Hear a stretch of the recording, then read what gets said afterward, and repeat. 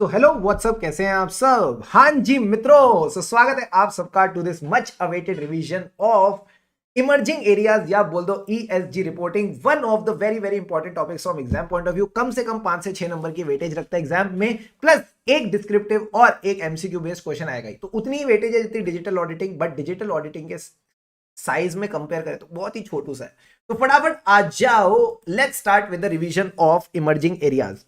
As I said, 5 to 6 marks, एकदम आप कुर्सी की पेटी टाइट बांध लीजिए। Let's begin with this topic. First topic that you need to consider here is sustainability reporting. Sustainability reporting का क्या मतलब होता है भाई, हम ग्रो तो करें बट इन्वायरमेंट की बैंड ना बजाएं। यानी आपने इसकी रिपोर्टिंग पब्लिकली करनी, ऐसे नहीं किसी को दे दी साइड में जाके, नहीं, पब्लिकली ये रिपोर्ट अवेलेबल होगी। और इसमें आपसे ये नहीं बोलोगे कंपनी ने कितना प्रॉफिट कमाया, ये भी बोलोगे इन्वायरमेंट के लिए क्या किया, लोगों के लिए क्या किया। यानी यू टॉक अबाउट 3 एस्पेक्ट्स, क्या, economic, environmental and social impact और कंट्रीब्यूशन टुवर्ड्स सस्टेनेबल डेवलपमेंट। यानी आपने खुद की भी डेवलपमेंट करी, साथ ही साथ इन्वायरमेंट को भी प्रोटेक्ट किया, लोगों को भी प्रोटेक्ट किया।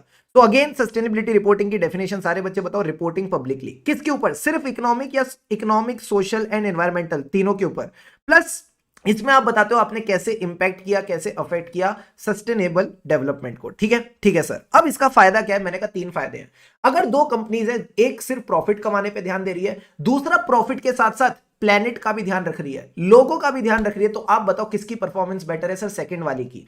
तो आपको अंडरस्टैंड करने में हेल्प होती है the performance in a more sustainable way, कि कौन सस्टेनेबल परफॉर्मेंस कर रहा है, कौन है जो इन्वायरमेंट को कितना इंपैक्ट कर रहा है। तो आप financial as well as non financial दोनों चीजों को ध्यान में रख लेते हो, तो बेटर अंडरस्टैंडेबिलिटी ऑफ परफॉर्मेंस।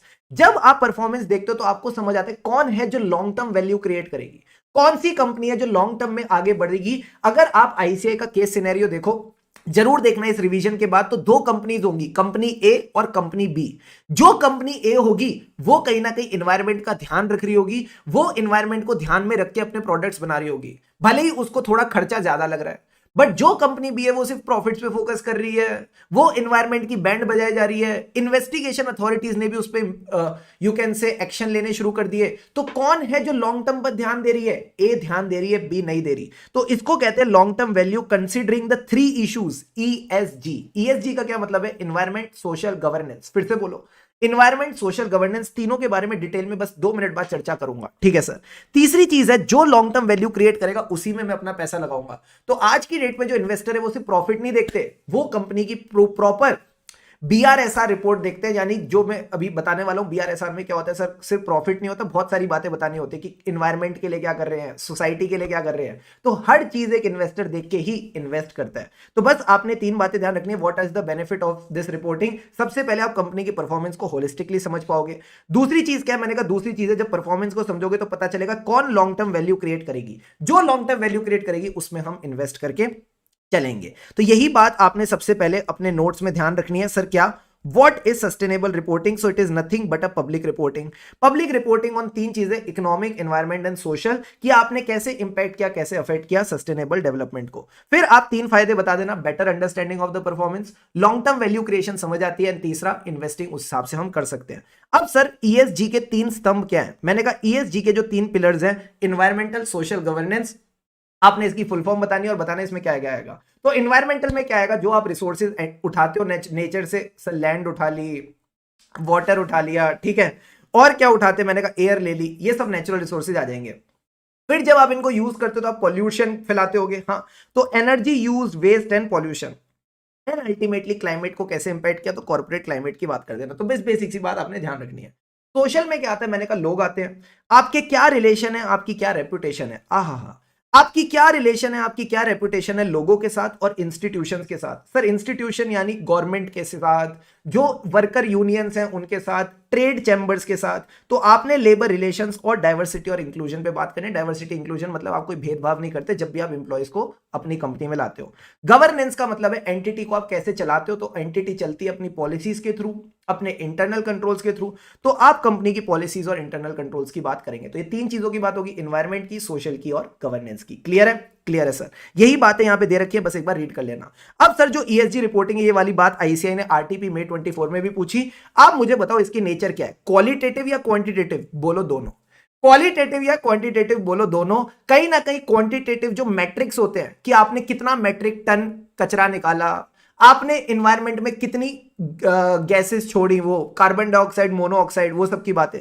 तो आपने यहाँ पे क्वांटिटेटिव डिटेल्स तो देनी है, साथ ही साथ क्वालिटेटिव डिटेल्स भी देनी है कि आपने लोगों का कैसे भला किया। तो ये कहता है क्वांटिटेटिव और क्वालिटेटिव दोनों की मिक्स्ड अप्रोच लगाना, so that quality of disclosure बढ़े। फिर यहाँ पे कुछ सस्टेनेबल डेवलपमेंट गोल्स दे रखे, इनको बस एक बार रीड करके चलना है, इसमें कुछ खास मसाला नहीं है, बस अच्छी अच्छी बातें दे रखी है जो आपको करनी चाहिए लोगों के भले के लिए। अब आता है sir next topic, integrated reporting. पहले ये फाइनेंशियल रिपोर्टिंग का पार्ट होता था। मैंने आकाश सर को कॉल करके पूछा सर इसका क्या करना है, कहते हैं तुमको जो ठीक लगे कर लो। तो मैं बताता हूँ 6 C's ऑफ IR का मतलब है 6 कैपिटल्स की बात होती है। तो 6 कैपिटल्स की बात क्या करेंगे, मैंने कोई दिक्कत की बात नहीं, सरक सरक सरक कर देंगे इसको हम भी, ठीक है, हम भी इसको सरका देंगे। पहले बताओ हिमाचल प्रदेश की कैपिटल का नाम क्या है सर, ये कहां से आ गया मेरे को जानना है। बताओ हिमाचल प्रदेश की कैपिटल का नाम क्या है सर, शिमला। आज से इसका नाम शिमला नहीं, इसका नाम शिमला है। सर आप ऐसे नाम नहीं चेंज कर सकते, मैं यूपी में बैठा हूं, ठीक है। तो शिमला का नाम क्या हो गया, आज से शिमला हो गया। मैंने कहा ठीक है। सारे बच्चे बताओ शिमला का क्या मतलब है, ये 6 कैपिटल की बात करेगा। पहले एस से कैपिटल का नाम क्या है, सोशल कैपिटल। ओ यानी जो भी आप सोशल सोसाइटी के लिए एक्टिविटीज करते हो, CSR एक्टिविटी, वो इसमें बन जाएगी। एच का मतलब क्या है, ह्यूमन कैपिटल, यानी जो आपकी कंपनी के लोग हैं, ह्यूमन रिसोर्सेज है, उनका आपने ख्याल रखना है, ठीक है सर। आई का मतलब है इंटेलेक्चुअल कैपिटल, दिमाग लगाना, रिसर्च एंड डेवलपमेंट करना, टेक्नोलॉजी पे ध्यान देना, ये सब बातें आप इसमें करोगे, इनोवेशन वाली, ठीक है सर। एम का मतलब है मैन्युफैक्चरिंग कैपिटल, मैन्युफैक्चरिंग किससे करते हैं सर, प्लांट से, प्रॉपर्टी, प्लांट एंड इक्विपमेंट, हाँ उसी की बात कर रहे हैं। एंड लास्ट में सर ना का मतलब है नेचुरल कैपिटल। नेचुरल कैपिटल का मतलब है लैंड, वाटर, मिनरल्स, फॉरेस्ट, जो भी नेचर से आप चीजें उठाते हो। सर फाइनेंशियल कैपिटल भूल गए, ऐसे कैसे भूल गए, वो तो मेन कैपिटल है। इक्विटी, डेट और जो भी ग्रांट्स आपको मोदी जी से मिली, यानी गवर्नमेंट से मिली हैं, ये सारे 6 कैपिटल्स की बात आप यहाँ पे करके चलते हैं। तो अब अगर ऐसे आपसे कोई केस स्टडी पूछ लेता है जिसमें वो बोलता है कि आपने एक मोबाइल ऐप बनाई जिससे आपकी कंपनी को बहुत फायदा हो रहा है, तो मोबाइल ऐप यानी रिसर्च एंड डेवलपमेंट टेक्नोलॉजी की बात हो रही है, यानी you are talking about intellectual capital. अगर आपने कोई CSR प्रोग्राम किया, कॉर्पोरेट सोशल रिस्पॉन्सिबिलिटी, तो ये कौन सी कैपिटल है, सोशल एंड दूसरा नाम क्या होता है, रिलेशनशिप कैपिटल, लोगों के साथ अच्छी रिलेशनशिप बना के चलनी है। अब सर आती है हमारी रिपोर्ट जिसका नाम है BRSR, business responsibility sustainable reporting. इसके 3 सेक्शन होते हैं, A, B और C। ए में क्या आता है सर, ए में आपके जनरल डिस्क्लोजर्स आते हैं जिसमें आप बताते हो हमारी कंपनी क्या है, क्या करती है, ठीक है, किस तरह के प्रोडक्ट्स एंड सर्विसेज बनाती है। प्रोडक्ट्स एंड सर्विसेज कौन बनाता है, एम्प्लॉइज बताते हैं। तो ये सब डिटेल्स आप दोगे, प्लस अपनी होल्डिंग सब्सिडरी कंपनीज की डिटेल्स भी दे देना। यही सारी चीजें हमने ITC की BRSR रिपोर्टिंग में भी देखी थी, ठीक है सर। सेक्शन बी में क्या आता है, मैनेजमेंट के क्या प्रोसेसेस हैं, क्या पॉलिसीज है regarding the BRSR reporting. And last में आते हैं हमारे प्रिंसिपल बेस्ड परफॉर्मेंस डिस्क्लोजर। बोलो मेरे साथ, principle wise performance disclosure, one of the very important thing. इसी पे ICI को सवाल पूछने में आजकल ज्यादा मजा आ रहा है, ठीक है। अब ये जो प्रिंसिपल वाइज परफॉर्मेंस डिस्क्लोजर है, याद रखना 9 प्रिंसिपल है और ये 9 के 9 प्रिंसिपल ICI एक्सपेक्ट कर रहा है आपको याद रहेंगे, ठीक है। तो अपन भी ट्राई करेंगे कि हो सकता है याद हो जाए, ठीक है सर। ये कहता है 2 तरह के डिस्क्लोजर आपने करने हैं, मैंडेटरी और लीडरशिप। मैंडेटरी नाम से ही पता चल रहा है कि ये जरूरी है, एसेंशियल इंडिकेटर है। दूसरा क्या है सर, लीडरशिप इंडिकेटर, यानी ऑप्शनल है, आपकी मर्जी है, डिस्क्लोजर करने हैं तो करो, नहीं करने तो आपकी मर्जी है, ठीक है सर। 9 प्रिंसिपल्स ऑफ BRSR क्या है, मैंने कहा सबसे पहले आ जाओ प्रिंसिपल नंबर 1, कुछ भी करने से पहले मैंने कहा खा लो। खा लो का क्या मतलब है, ईट। तो ईट आपने याद रखना, सबसे पहला प्रिंसिपल है खा लो, मतलब एथिक्स, अकाउंटेबिलिटी, ट्रांसपेरेंसी। बोलो मेरे साथ, एथिक्स, अकाउंटेबिलिटी, ट्रांसपेरेंसी। एक और बार, एथिक्स, अकाउंटेबिलिटी, ट्रांसपेरेंसी। एथिक्स को लेकर आप कंपनी में पॉलिसी बनाओगे कि कंपनी में लोग जहां भी काम करते हैं, ऑफिस में काम करते हैं, फैक्ट्री में काम करते हैं, हमको नहीं फर्क पड़ता, उनको एथिकली काम करना है, ठीक है सर। अब इसने का ट्रांसपेरेंसी मतलब ये पॉलिसी सबको दिखा दो, यानी this should be shared with the stakeholder. जो भी पॉलिसी, प्रोसीजर, प्रैक्टिसेस आपने बनाए, it should be available to the stakeholder, ठीक है सर। अगर आपसे कोई काम खराब भी हो गया वो भी डिस्क्लोज करो, यानी अगर आपसे कोई एडवर्स इफेक्ट हुए वो भी ट्रांसपेरेंटली डिस्क्लोज होने चाहिए। तो ट्रांसपेरेंसी के 2 पॉइंट याद रखना, पॉलिसी दिखानी है, गलत हरकतें दिखानी है। एंड लास्ट में सर क्या आता है, अकाउंटेबिलिटी। तो आप सिर्फ अकाउंटेबल अपनी हरकतों के लिए नहीं हो, आपकी सप्लाई चेन में जो पीछे वाले हैं, सर पीछे वाले मतलब सप्लायर्स हैं, जो आपको गुड्स प्रोवाइड कर रहे हैं, उनसे भी आपने पॉलिसीज कंप्लाई करवानी है। तो देखो क्या कहता है, encourage others to adopt this principle, and अगर वो प्रिंसिपल वायलेट करते हैं तो उनके अगेंस्ट एक्शन लो, चाहे वो आपके डिस्ट्रीब्यूटर है, सप्लायर है, कॉन्ट्रैक्टर है, every person in your value chain should comply with this principle.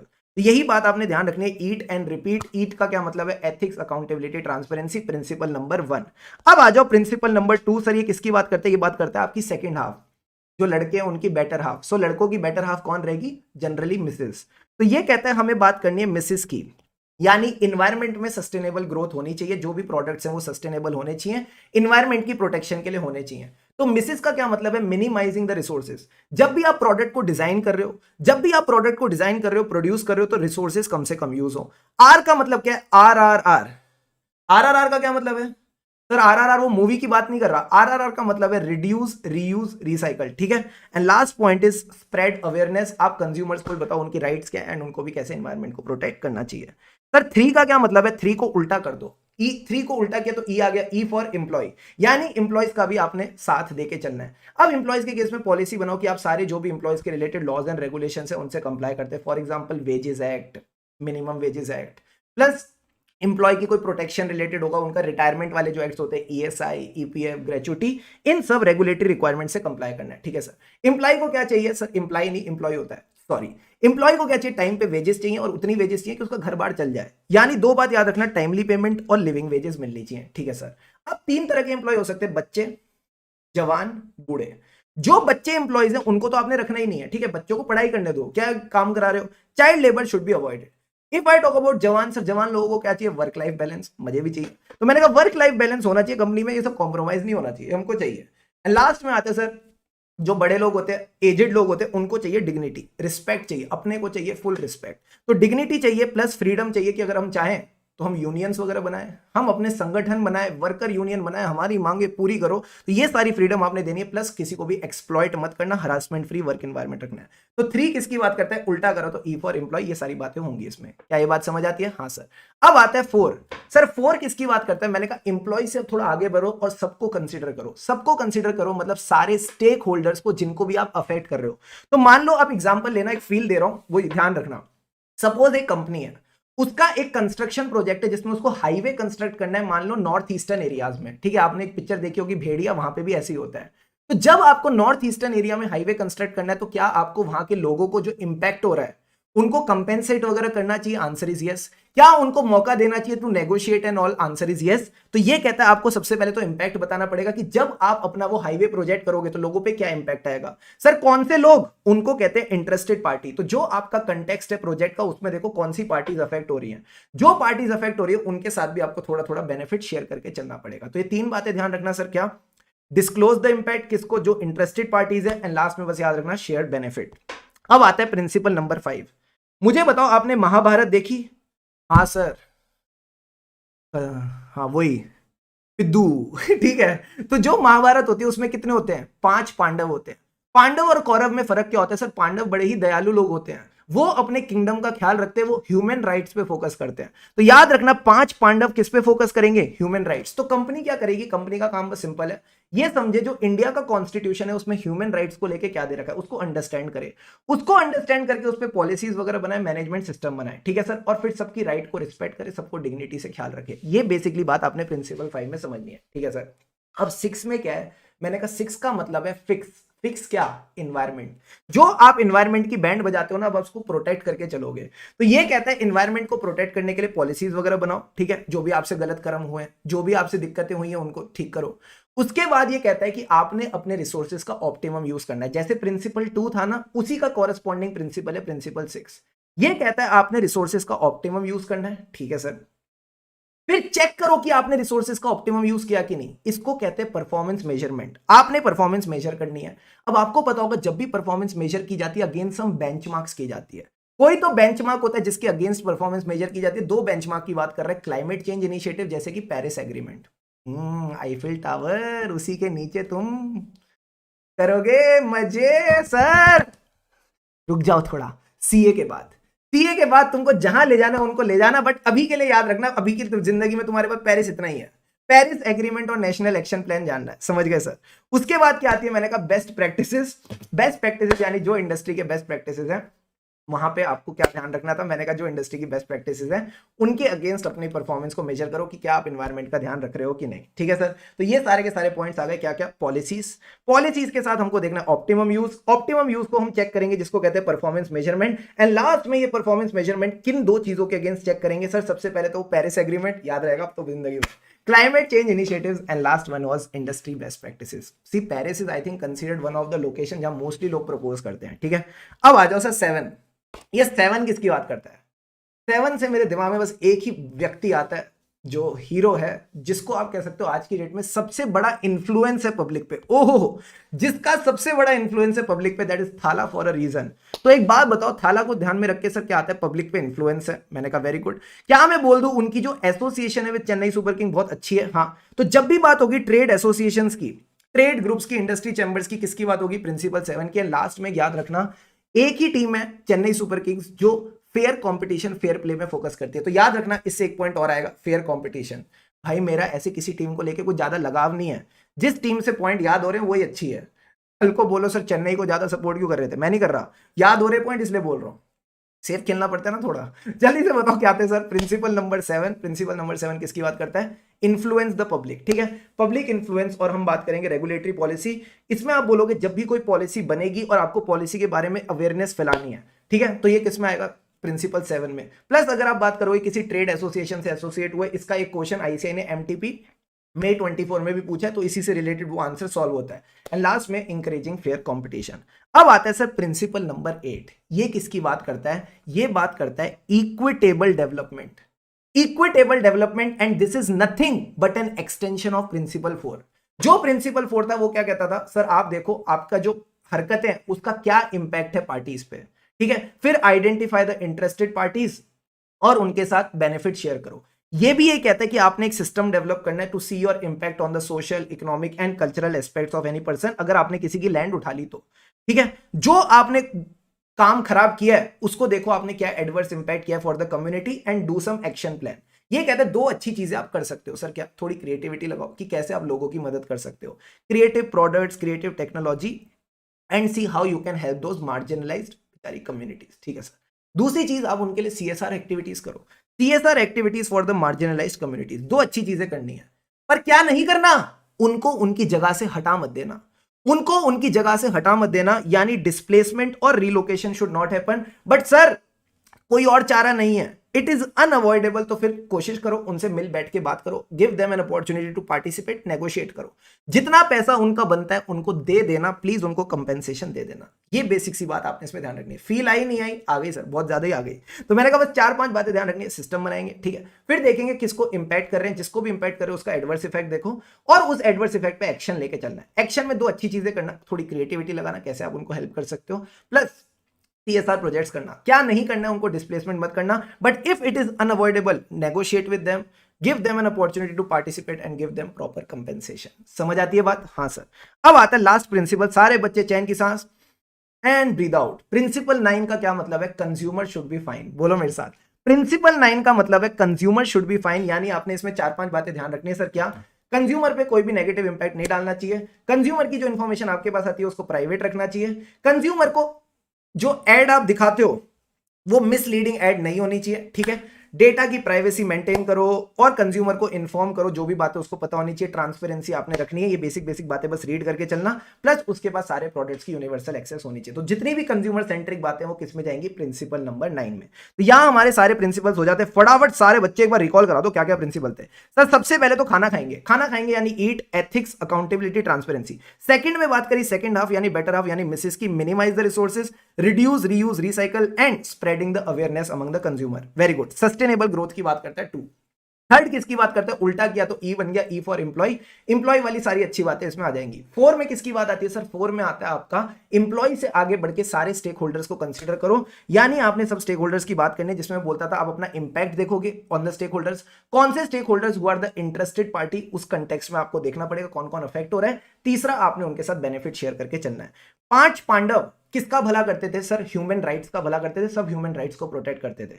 इसमें आपने बस बोलना है protect the human rights, understand constitution of India के हिसाब से क्या क्या ह्यूमन राइट्स हैं, उसके रिगार्डिंग पॉलिसीज बनाओ, सिस्टम्स बनाओ एंड सबकी राइट्स को रिस्पेक्ट करके चलो। 6 का मतलब है फिक्स, फिक्स द एनवायरमेंट। इसमें हम क्या करते हैं सर? पॉलिसी बनाते थे इसमें भी, ठीक है सर, मोस्टली में हम पॉलिसी बनाते रहते हैं। उसके बाद क्या करना है सर? एनवायरमेंट को लेके हमें ना ऑप्टिमम यूज ऑफ रिसोर्सेज करना है। कैसे पता चलेगा ऑप्टिमम यूज ऑफ रिसोर्सेज है कि नहीं? परफॉर्मेंस को मेजर करो। दो बताओ मुझे क्या थे वो? पेरिस वाला क्या था सर? 2 तरीके जो हम परफॉर्मेंस को मेजर करने के लिए यूज कर सकते हैं, एक तो क्लाइमेट कंट्रोल इनिशिएटिव्स, क्या ऐसे ही कोई नाम था? हाँ, क्लाइमेट चेंज इनिशिएटिव, बार बार रिवाइज करके आ जाता है, ठीक है सर। लास्ट में क्या है सर? मैंने कहा इंडस्ट्री की जो बेस्ट प्रैक्टिस है उनके अगेंस्ट कंपेयर कर सकते थे। 5 बातें ध्यान रखना। 7 से क्या था, मैंने कहा 7 से था थाला, थाला फॉर अ रीजन। तो वो क्या है sir, influence the public policy and कैसे आप पब्लिक पॉलिसी को एडवोकेट कर सकते हो, स्प्रेड कर सकते हो। दूसरा आप इसमें बात करते हो सर किसकी, ट्रेड एसोसिएशंस और चैम्बर्स के साथ आपकी जो मेंबरशिप है। एंड लास्ट में आप बात करते हो सर फेयर प्ले अवार्ड, क्या था, फेयर कंपटीशन एंड ऑल की। ठीक है, ठीक है सर। अब आता है 7 तो हो गया, 8 का क्या मतलब था, equitable development. Equitable development was just an extension of principle number 4। इसमें क्या था सर, इसमें थी पॉलिसी, अगेन हमें इक्विटेबल डेवलपमेंट करनी चाहिए। अगर कोई हमसे एडवर्स इफेक्ट देखना चाहिए, कौन सी कम्युनिटीज पे एडवर्स इफेक्ट आ रहा है, उस पर एक्शन लेके चलो। एक्शन में 2 सी वाली अच्छी बातें क्या थी, सीएसआर और क्रिएटिविटी। एंड लास्ट में क्या नहीं करना, उनको डिस्प्लेस मत करना। 9 मतलब fine, consumer should be fine. अब अगला एक टॉपिक जो आपने यहाँ पे कंसीडर करके चलना है, बहुत important exam point of view से, वो क्या है, methodology. Methodology for providing assurance on BRSR. जो एंटिटी ने बीआरएसआर की रिपोर्टिंग बनाई है, ठीक है, उस पे आपने अश्योरेंस देनी है। सर ये अश्योरेंस पे कौन से स्टैंडर्ड लगते हैं, तो फटाफट एक बार चलो स्टैंडर्ड देख लेते हैं। ये कहता है साई लगता है, साई 3000, बोलो मेरे साथ सारे बच्चे, साई 3000। वो आयरन मैन बोलते हैं ना लव यू 3000, तो यहां लव यू की जगह वो बोल रहा है SSAE 3000। ठीक है सर, तो जो SSAE 3000 है, assurance engagement on sustainability information, ये इसकी बात करते हैं। ठीक है सर, अब इसके 3 पार्टीज कौन है, एक तो मैनेजमेंट जिसको रिपोर्ट पे अश्योरेंस चाहिए, ठीक है, entity seeking a professional auditor, फिर इसका जो ऑडिट करेगा उसका मतलब नाम क्या है, अश्योरेंस प्रोवाइडर, एंड तीसरा आप किसको रिपोर्ट करके चलोगे, that is the regulator, investor और अदर यूजर जिनको ये रिपोर्ट चाहिए इन्वेस्टिंग करने के लिए। एक और स्टैंडर्ड है ग्रीन हाउस गैस वाला, इसको भी ध्यान रख लेना, 3410। सर क्या ये जो अश्योरेंस थी सस्टेनेबिलिटी रिपोर्टिंग वाली मैंडेटरी है, मैंने कहा नहीं, ये वॉलेंट्री थी 31 मार्च तक, अब मैंडेटरी हो जाती है 31 मार्च 24 तक। तो ये बेसिक सी बातें बस रीड करके चलना, कल को एमसीक्यू में काम आ सकती हैं। अब आ जाओ मेथोडोलॉजी पे, एकदम फ्लो में चलेंगे, मजा आ जाएगा। देखो क्या कहता है, प्रिलिमिनरी रिव्यू, पहले तो घर बैठ के एक बार रिपोर्ट को देख लो कैसी लग रही है, फिर जाओ साइट पे और चेक करो। ऑन साइट असेसमेंट, फिर जब असेसमेंट करके आपकी कोई फाइंडिंग निकलती है तो सामने वाले को फाइंडिंग दो। फाइंडिंग पे वो जो आपको रिस्पॉन्स देता है उसको रिव्यू करो, review of the response on finding. Come on, preliminary review, on site assessment, assessment करके जो फाइंडिंग निकली उसको सबमिट करो, और जो उसने फाइंडिंग पे आपको रिस्पॉन्स दिया उसको रिव्यू करो। Very good. लास्ट में आप अपनी रिपोर्ट को प्रिपेयर करके इशू कर दो, यानी preparation of assessment report, issuance of assessment report. Done डनाडन डन। लास्ट बार, एक बार और, अब की बार 6 की 6 अपने को अच्छे से बतानी है। ठीक है, पहला पॉइंट क्या था, मैंने कहा प्रिलिमिनरी रिव्यू, वेरी गुड। दूसरा पॉइंट क्या है, मैंने कहा ऑन साइट जाके असेसमेंट करेंगे, जो असेसमेंट करके फाइंडिंग निकली उसको सबमिट करेंगे, फाइंडिंग पे जो बंदा हमको रिस्पॉन्स देगा उसको रिव्यू करेंगे, आखिरी में फाइनल रिपोर्ट को प्रिपेयर करेंगे और असेसमेंट रिपोर्ट को इशू कर देंगे। क्लियर है, क्लियर है सर, यही क्वेश्चन पता है 5-6 नंबर का आ सकता है इजीली। अब सर एक बात बताओ, ऑडिटर का क्या रोल है, मैंने कहा कुछ नहीं है, इसमें सारा स्टैंडर्ड्स का गेम है। ठीक है सर, सारा स्टैंडर्ड्स का गेम है, मतलब सबसे पहला आपका बेसिक स्टैंडर्ड ऑन ऑडिटिंग, उया कासा, overall objectives of internal independent auditor and conduct of audit as per standards on auditing. क्या ओवरऑल ऑब्जेक्टिव है, हमको चाहिए अरे अरे अरे अरे reasonable assurance that the financial statement as a whole are free from material statement, ताकि आप अपना ओपिनियन दे सको कि financial statements are prepared in all material respects as पर द एप्लीकेबल एफआरएफ। ये तो बेसिक थिंग हो गई। अब मुझे बताओ ऑडिटर सबसे पहले क्या करता है, रैप या fap, sir risk assessment procedure. Risk assessment procedure यानी आप चीजों को समझोगे और रिस्क को असेस करोगे। कौन सी रिस्क पे फोकस करूं, सर ये क्लाइमेट रिलेटेड रिस्क की बात करें तो हम क्लाइमेट रिलेटेड रिस्क पे फोकस करेंगे। ठीक है सर, कौन से इंडस्ट्री और सेक्टर्स में क्लाइमेट की रिस्क ज्यादा है, जहां पे बिजली ज्यादा यूज हो रही है। बिजली कहां यूज हो रही है, सर बैंक में यूज हो रही है, लोगों को एसी की हवा खानी है, तो बात करना बैंक की, इंश्योरेंस की और ट्रांसपोर्टेशन की, जो पेट्रोल भी यूज करते हैं। ठीक है, तो ये बेसिक बातें आपने बस ध्यान रखनी है। ठीक है सर, अब पहला स्टैंडर्ड तो ये होता है रिस्क असेसमेंट करना। लास्ट में क्या करता है, ऑडिटर रिपोर्ट देता है। तो आपने बोलना है जब भी ऑडिटर आजकल रिपोर्ट दे रहा है, लोगों को बहुत ज्यादा जानना है किसके बारे में, सर लोगों को जानना है कि क्लाइमेट कैसे अफेक्ट हो रहा है, उनको ट्रांसपेरेंसी चाहिए। तो आपने जो भी ऑडिटिंग स्टैंडर्ड है उस हिसाब से वो ट्रांसपेरेंट इंफॉर्मेशन देनी है। मुझे बताओ रिपोर्टिंग पे कौन सा स्टैंडर्ड लगता है, एसए 700, तो इसमें आप अपनी रिस्पॉन्सिबिलिटी बता देना, प्लस जो आपको मैटर्स मिले which were most significant in the audit of financial statement, यानी एसए 701 की ऑडिट मैटर, वो बता देना। की ऑडिट मैटर का बड़ा भाई जो है वो उसका नाम क्या है, ईओएम पैरा। तो ईओएम पैरा की बात कर देना। अब सर ईओएम पैरा के लिए एक कंडीशन और है, जिस मैटर को एम्फेसाइज कर रहे हो वो प्रेजेंटेड और डिस्क्लोज होना चाहिए एज पर the FRF in the financial statement. तो हमारे एफआरएफ कौन है, इंड एस और एएस। जो भी क्लाइमेट रिलेटेड इंफॉर्मेशन है उसकी बात कर देना। एंड लास्ट में आएगा एसए 720, लास्ट में आएगा एसए 720। सर 720 कैसे आया, मेरी बात समझना। 720 बात करता है other information included in the annual report. तो जो हमने यहां पे आईटीसी का बीआरएसआर रिपोर्ट देखा था, ये कहां थी, सर ये थी एनुअल रिपोर्ट के अंदर। ये कहीं ना कहीं थी एनुअल रिपोर्ट के अंदर। तो भूल मत जाना मेरे दोस्त, मेरे प्यारे, कहीं ना कहीं ऐसे 720 भी आएगा। तो बस आप स्टैंडर्ड्स का फ्लो ध्यान में रखो, बाकी आप अपनी लैंग्वेज में लिख सकते हो। सबसे पहले ऐसे 200 का ओवरऑल ऑब्जेक्टिव, फिर आप बात करो रिस्क असेसमेंट एक्टिविटीज, यानी अंडरस्टैंड लेके क्या रिस्क आइडेंटिफाई करनी, क्लाइमेट रिलेटेड रिस्क कहां होती है, बैंक में होती है, इंश्योरेंस में होती है, ट्रांसपोर्टेशन कंपनीज, इन इंडस्ट्रीज और सेक्टर्स को पकड़ लेना।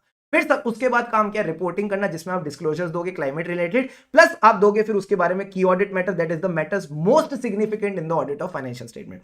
उसका बड़ा भाई यूएम पैरा एसए 706। लास्ट में बात करेंगे SA 720, other information included annual report, जिसको आपको रीड करके चलना पड़ता है और देखना पड़ता है कोई मटेरियल इनकंसिस्टेंसी तो नहीं, कोई मटेरियल इनकंसिस्टेंसी तो नहीं between the financial statement and the annual report. ठीक है, ठीक है सर। एक छोटा सा टॉपिक और है, ग्लोबल ट्रेंड इन सस्टेनेबल रिपोर्टिंग।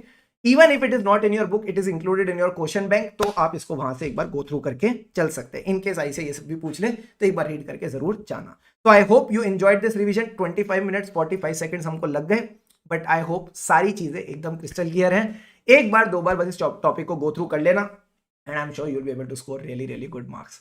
तो यूं ही खुशी खुशी मन लगाकर पढ़ते रहें, खुशी से पढ़ेंगे तभी आगे बढ़ेंगे। विश यू द बेस्ट, लगे रहो।